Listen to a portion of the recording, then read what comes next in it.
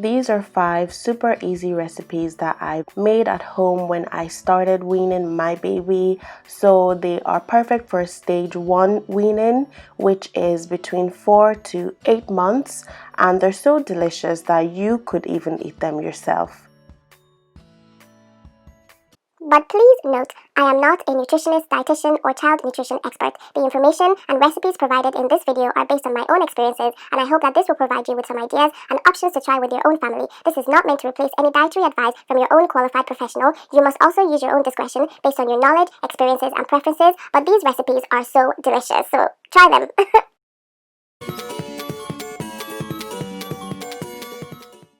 So we're going to start with the oat porridge. We're going to start by making our own oat flour at home. This is so simple. I was shocked when I discovered you could do this. So I just have some normal porridge oats, and I'm just putting that in a blender, a strong blender you need to use, and you just blend it. If you have a grinder, that is so much better, but if you have a blender, that also works. It just requires patience, and it doesn't actually even take that long, to be honest. And my blender was really super loud, so you should be really grateful that you can't hear this right now, but it works really well. Also, for a more even blending, while you're blending, try and kind of stir the oats with a spoon occasionally, or you can just, shake the like that. Just shake the blender to kind of mix the whole thing together. My baby always gets so alarmed by the sound of the blender that I have to put him in a different room before I can actually start this. So that took about 5 minutes to blend into a fine flour. You can then pour that into an airtight container to store away. That should keep for a few weeks. It usually doesn't even last in my house for more than a couple of weeks anyway. So going ahead to make the porridge, it's just the same as you making your own porridge basically. So I put in 4 scoops of the oat flour. I'm using the same scoop as is in the formula milk that I have. Obviously, you can use your own discretion as to the amount of oats that you want to make for your baby, depending on their appetite. And then I went ahead and added another 4 scoops of formula milk. I use SMA. You can use breast milk if you prefer. All you have to do is just pour in the breast milk instead of the milk powder and water. I'm sorry, I don't have a measurement for the amount of water that I use here. I go by eye. So you want to put less water than more water, because if it's too thick, then you can obviously then add more water. And also I would recommend that you use a whisk to basically prevent it from having lumps. You don't want to give your baby lumps. Probably wouldn't like that. So after a couple of minutes of being on the heat, it's thickening up. I decided to add a bit more water because when porridge cools down, it tends to be a lot thicker than you started off with. So I like it to be fairly loose, just like this, but again, use your own discretion. But don't make it like milk, obviously, because then it's not really porridge, is it? So after a few minutes, soon as you start seeing that it's bubbling like this, just turn the heat off and there it is, ready. And by the way, my baby loves porridge for some reason, because I don't really like porridge. Next is the sweet potato puree. So this is a no-brainer. It has loads of really great nutritional benefits for your baby, which you can go research for yourself. Basically, I just have some sweet potatoes which I peeled and I cut up into fairly small pieces. This is super easy to make because it's literally just boiled sweet potatoes which you puree, and it is definitely almost always a hit. I mean, it's definitely a hit with my child, and because it's delicious, it's sweet, it's soft, and you can't really go wrong with this.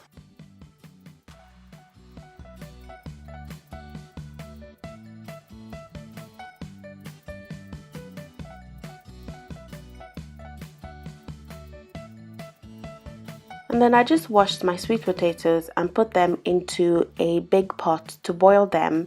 You don't have to add salt if you are not giving your child any salt. I try to keep salt very minimal, so I only put like a little pinch of salt, and also for some flavor, a little pinch of cinnamon powder as well.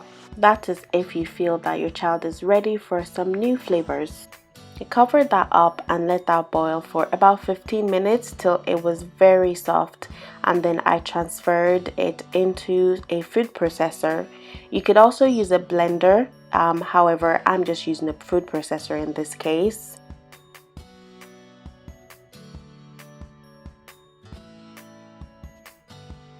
I did not add any water to this. It doesn't need water. You need it to be a thick puree, not like a juice.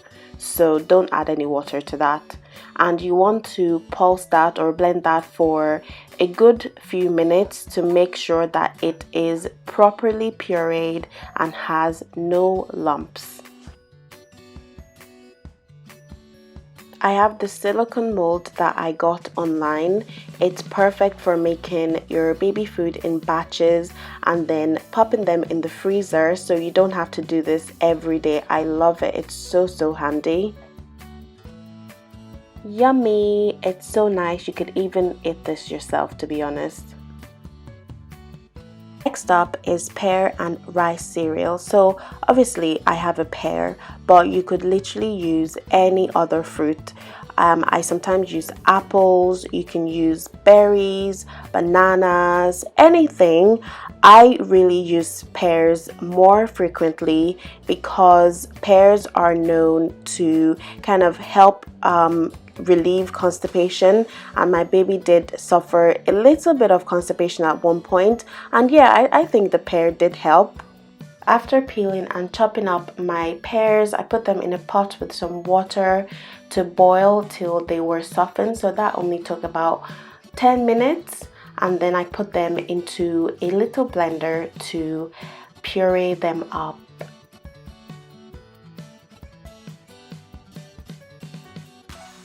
I didn't add all the water from the boiling of the pear to the blender because I didn't want my pear to be too watery. However, I did keep the rest of the water because I might need it later. You'll see when I'll need it.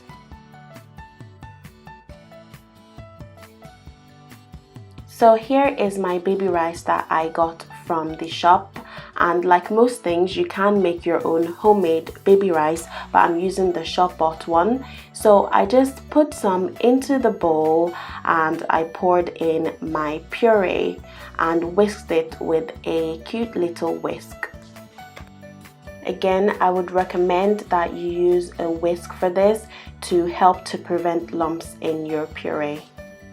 As you can see, it's a little bit too thick, so here I go ahead and use some of the leftover water from my boiled pears. So I used it to get a desired consistency. So again, use your discretion in this. I didn't give any measurements, so go from how much you think that your baby can eat.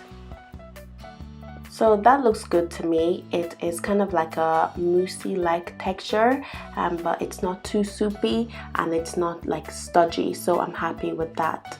And there you go. Next up is potato and lentil puree.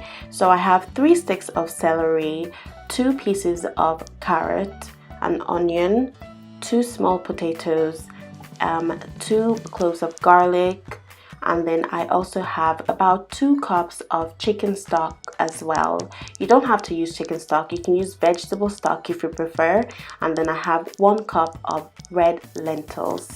I did specifically use red lentils here because they are easier to digest and they do not need soaking. So just note that as well. And this recipe is for when you are getting your footing better in terms of weaning your baby. So I decided here that I wanted to, be more adventurous and get him to try more things. So that meant more vegetables and making more complex meals.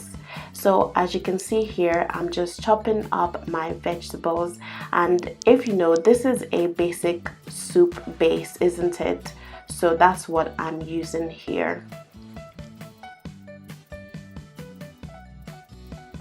I definitely wanted to try and add aromatic spices and herbs to my baby's food fairly early, and these are safe to use. So I added cinnamon earlier to his sweet potato. I'm adding garlic now. I definitely think it's quite important for him to experience these fairly early so he knows what they are and gets used to them quite quickly. And here I have my washed lentils as well, which I'm gonna add, and my vegetables are all prepared. So in a pot I added a tiny bit of vegetable oil, and I'm just going ahead to fry off my onions and garlic.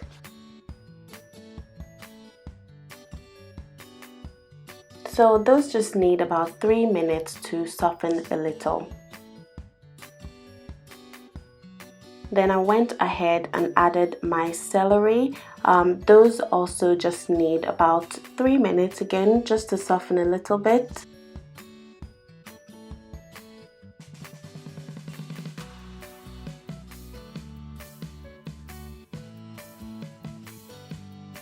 Then I added my carrots.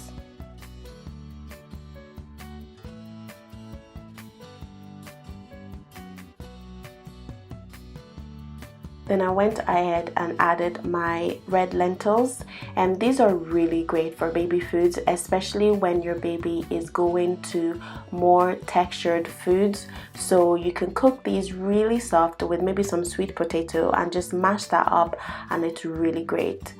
I went ahead and added my chicken stock then and stirred that all together. As I said before, you don't need to use chicken stock if maybe you're not introducing meats yet.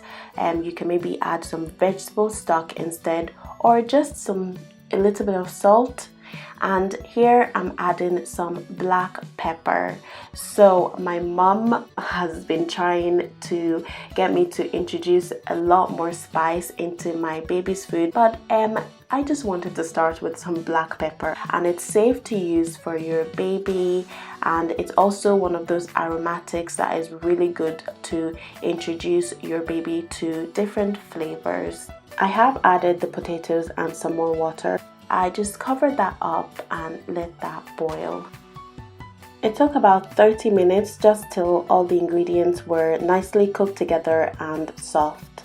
It's also a little bit thick. You do want it a little thick because we're not looking for a soup, we're looking for a puree.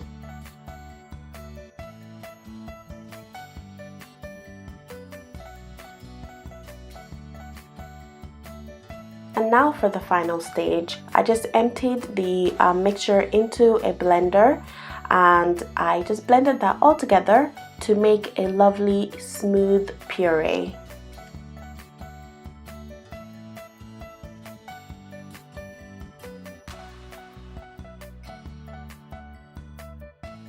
And again, I'm using my silicone molds, and they're going to go into the freezer, and they're going to come out when I need them. They are so handy, especially when you're doing homemade food for weaning your baby. They're just a lifesaver because then you don't have to make this all the time. And I'm not even getting paid for advertising, so I really do like them. And this is so yummy. Believe me, you could eat this yourself. I do sometimes, to be honest. Next up is chicken and potato puree. So I have 2 chicken thighs in the pot there, just browning briefly with some peppers in there as well. I do have the chicken on the bone. You can use just boneless chicken if you prefer that. I have it on the bone because I want it to make some stock, which is why.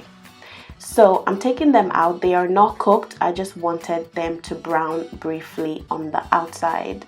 And then I'm going ahead to add some chopped onions, and I'm just frying them off briefly as well.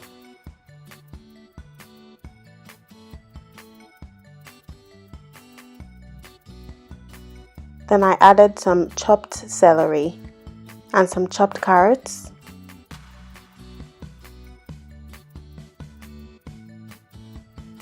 You could add some fresh garlic, but I decided to use some garlic granules in this case. And also the same for the ginger powder. You could use fresh ginger, but I decided to just use powdered ginger.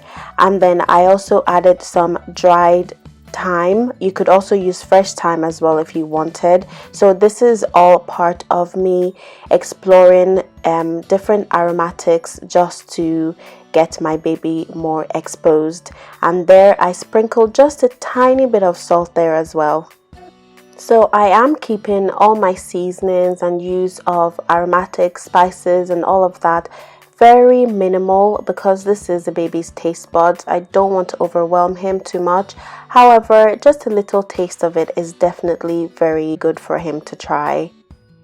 I just cooked that off for just a few minutes and then added some potatoes. Then I added the chicken from earlier and added enough water just to cover your ingredients in the pot.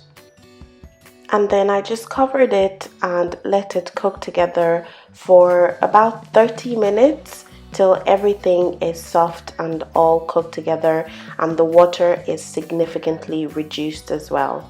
So at this point I want to remove the bones, and the chicken's basically fallen off the bones anyway, so that makes it quite easy. Now just to blend everything all together, so I went ahead and loaded my blender with the ingredients in the pot.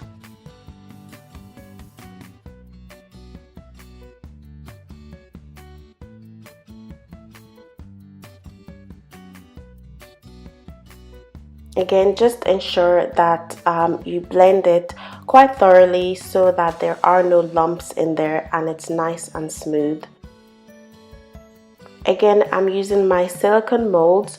Once they've been in the freezer, I can just take them out and take 1 cube at a time. I usually use about 2 or 3 and just heat them up either in the microwave or a saucepan, and that's it. I don't have to go and cook everything all over again. So again, this is really yummy. You could literally have this as a meal yourself. Thank you so much for watching. I hope you've enjoyed watching this video and it's giving you some inspiration in your weaning journey, because sometimes it's not really easy. Don't forget to like this video and subscribe to my channel. Thank you. Bye.